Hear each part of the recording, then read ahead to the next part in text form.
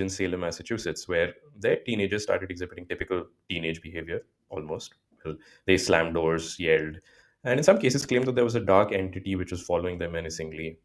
And when they were asked why they were behaving like this, they pointed fingers at the social outcasts of the village and claimed that they were witches, like some weird supernatural version of Mean Girls. And just like Mean Girls, what ended up happening is the adults of the village were the ones who eventually paid the price.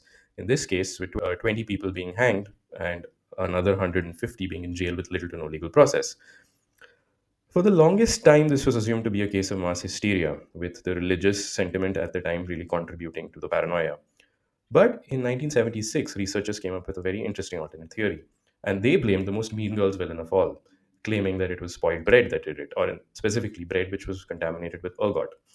Now, ergot is a fungus, and it produces a molecule which acts as a precursor to LSD, meaning that the dark entities and the witches that they were seeing might actually have been hallucinations, and the reaction of the town folk at the time might actually have been a manifestation of the paranoia that it creates. So, does this explain one of the darkest times in human history perfectly and wrap it all in a little bow?